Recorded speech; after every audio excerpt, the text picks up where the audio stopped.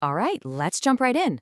You know, every once in a while in the crypto world, a project pops up that seems to be building something huge, but kind of off in the shadows.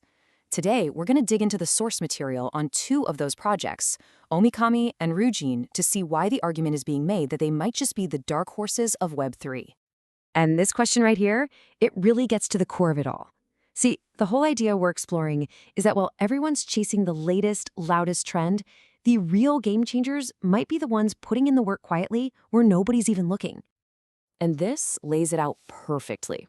On one side, you've got the hype machines, all loud marketing, influencer coins, you know the drill. But on the other side, you've got the quiet builders, the ones defined by steady, consistent work and a real long-term vision. The source we're looking at puts Omikami and RyuJin firmly in that second camp. Okay, so what in the world are they actually building? I mean, at first glance, you might just see some cool mythology and memes, but the documents we're pulling from say that's kind of the point. It's a bit of misdirection, because underneath all that, the real goal is to build a massive, all-in-one Web3 ecosystem. And this isn't just a small project. This whole ambitious ecosystem is built on three huge pillars: a full suite of DeFi services, a really immersive gaming world, and a whole marketplace for digital assets. So let's break down what's in each of those. First up, DeFi. We're talking a decentralized exchange called OmiSwap, and the source says it's even going to have voice commands, which is pretty wild. It's described as non-custodial, and all that really means is that you hold your keys. You are in full control.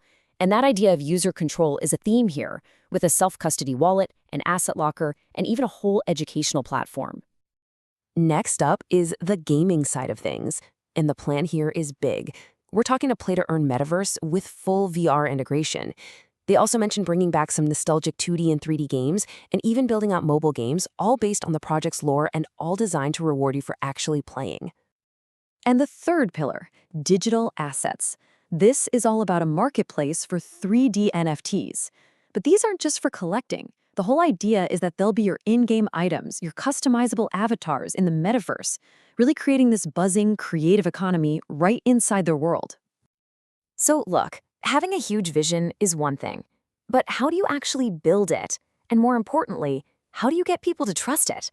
The source material argues that trust is baked right into the project's DNA, from its tech to its tokenomics. Let's dig in.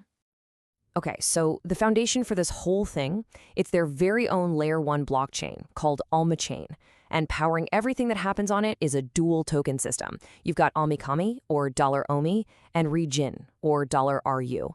Each one has its own specific job to do. Now, this is where the source really makes its case for why this project is different.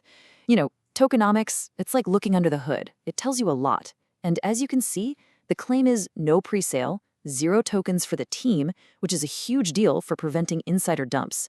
It also highlights a 0% buy and sell tax, and that 100% of the initial liquidity is locked up for 5 years.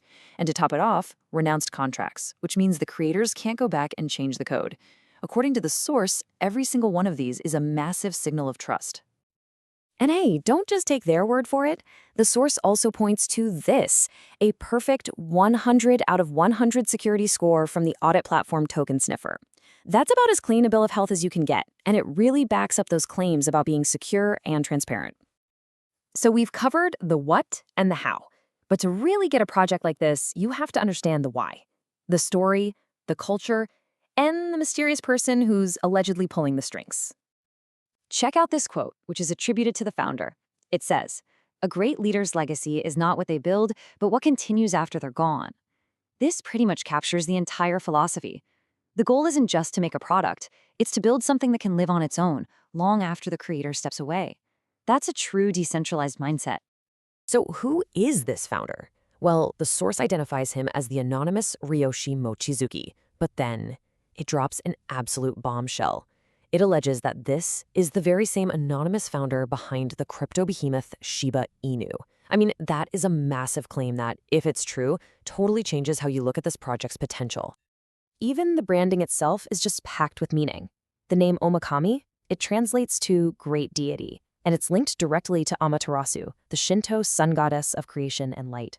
So right away, it connects the project to these big ideas of enlightenment and building a movement, not just another coin.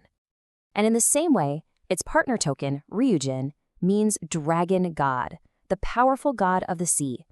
This name was picked to symbolize strength, wisdom, and protection. It's meant to be the force that guards the whole ecosystem and brings prosperity to everyone in it. Okay, so you've got the tech, the mystery founder, the epic mythology. What does it all add up to? Well, the source material ties it all together with a final argument. It lays out what it calls the 4 key ingredients for any project to achieve that kind of crazy long-term success.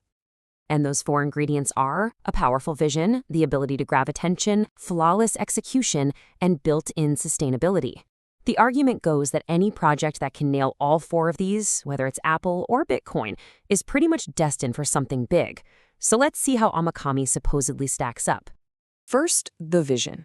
It's pretty clear. Give a global community the tools they need to control their own finances and work together to build a new, decentralized economy. Simple, but powerful. So how do they get attention and prove they can execute? For attention, they've planned these annual halving events. Think of them like an Apple keynote, where they'll reveal all the new stuff they've built. And for execution, well, they're leaning hard on the founder's alleged track record of building one of the biggest communities in crypto history. And finally, sustainability. How does this thing keep going? That's where the dual token economy and a totally community-driven marketing approach are supposed to kick in.